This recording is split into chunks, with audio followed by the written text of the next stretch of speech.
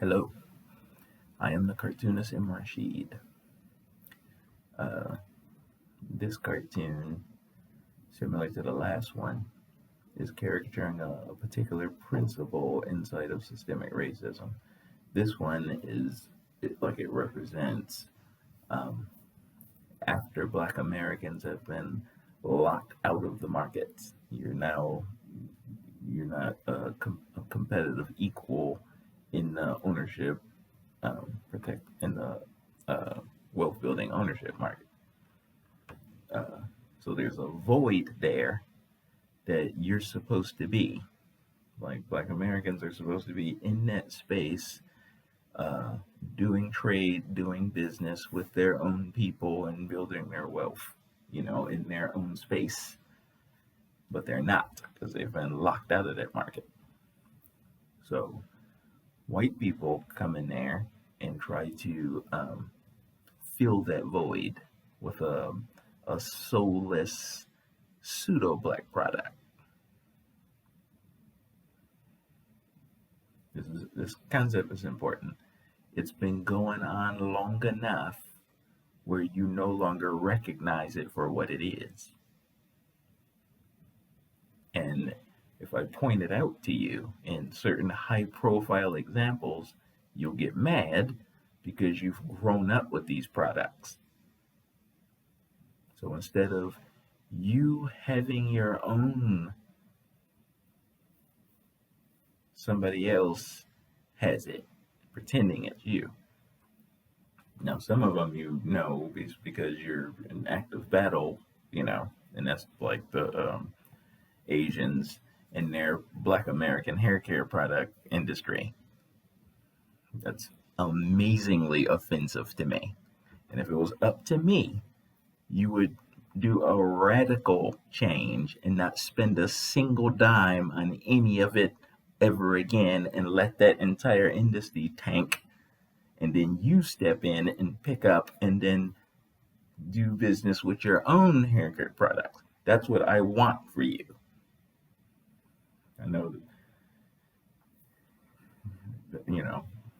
know that's hard. That's a hard ask because it's been many years and a lot of indoctrination, and and there's a lot connected to that for that ask. But if it was up to me, you would do it today. You would never you would never walk into another one of those stores and give those people another dime. Let the entire thing tank. I wish, but it's not the only one. It's, every time any outsider takes advantage of you being deliberately pushed out of any market and try to fill the void with a soulless artificial black product to take your money from you. When anyone does it, I hate it.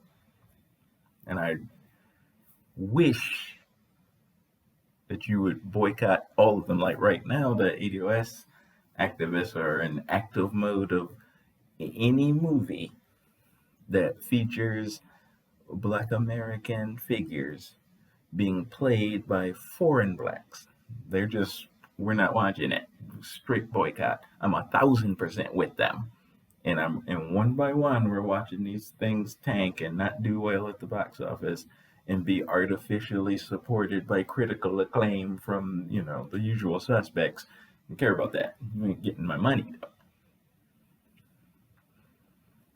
Love it. Love it. Full on boycott. You don't get to exploit me. That era is over. And if it could be 100% total, I'll be all in. I love Viola Davis, but I'm not watching your slave women movie. Your enslaver women movie. I'm watching that shit. No. Very poor timing, ma'am. So, other examples are in, Hollywood. The who's who of black TV shows from the 70s. All your favorites. It's not you. It's this one. putting together a product, putting black actors in the role, but this product is not you, it's somebody else. Remember when Flip Wilson showed up and did his own show, and like he owned the rights to his own show, and then he tried to like put it in syndication so he could be in the wealth building markets too? What was their response? Do you remember? Recall to mind that they told him, no, you don't get to play this game. Owning your stuff is enough. We're mad that you got that. You don't get to play in the markets and make your wealth here. Get out. That's how they treated him. So the next black entrepreneur in Hollywood who actually owned their own stuff and got actually in there was Tyler Perry. He came out of nowhere. They weren't paying attention to him. He like backdoored it through like the Chitlin circuit, and then came in, and they're like, "Wait, what? How did this happen?" So at that point, their eyes were open and they were waiting on. But Tyler Perry's example was very inspiring, and that's when the Smith family was like, "Well, we too are gonna do that. Use Will's like superstar like 4th of July weekend powers to like leverage into like a game and do what Tyler Perry did." But they were like, "Oh no, you're not," and stopped it because they were paying attention that time.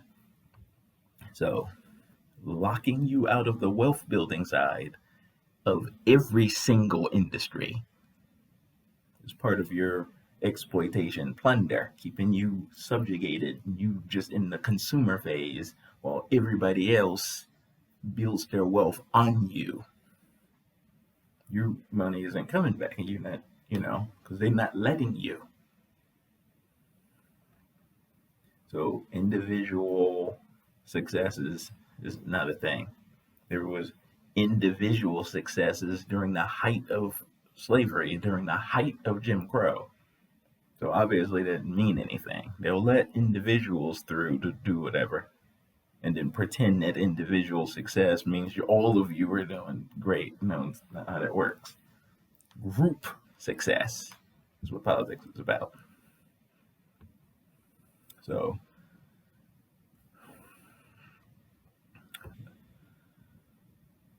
they lock you out of the market as though American, that's your space in the market.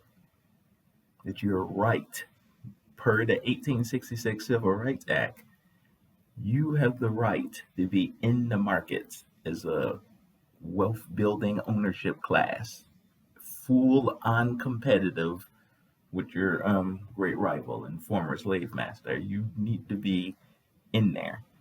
The reason why you're not is because you were attacked and pushed out of it using sneaky grifts like the diversity, equity, inclusion grift, using the super systemic racism of market monopolization that forces you out by default. That's the big one. And then they pretend to be in compliance to the 1866 Civil Rights Act by hiring you as stooges inside of their company. Then they pretend this, as you see, it's diversity, and it's a scam. The whole thing is keeping you locked out, keeping you as the servant class working for them.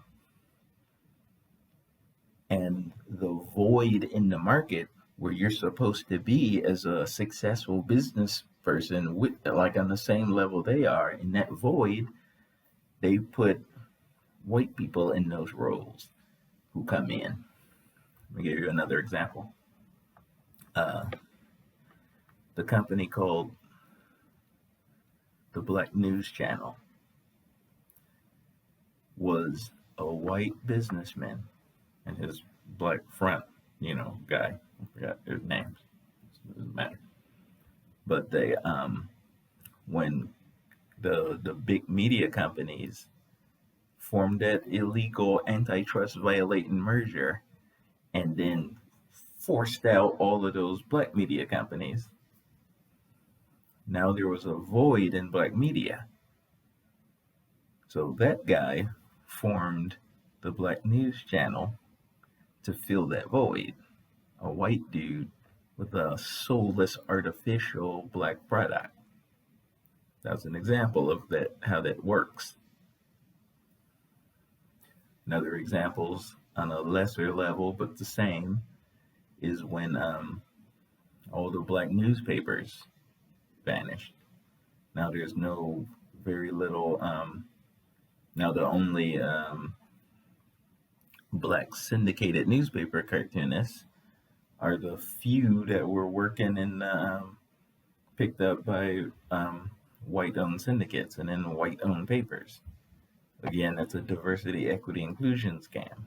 That we're pretending that we're integrated in in post-racial and stuff, but it was clearly better when I was also in the markets and I had my own voice and my own, we were sharing in the wealth of industry.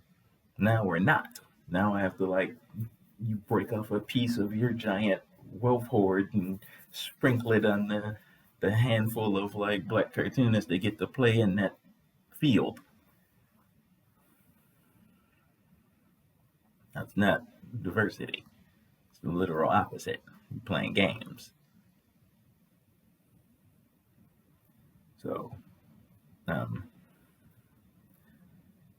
those few, and even before they showed up, it was white cartoonists making a big fanfare of the plastic black character that they added to their roster. I don't need that. I have my own black syndicate and black newspaper and legions of black cartoonists to step in and have our own stuff.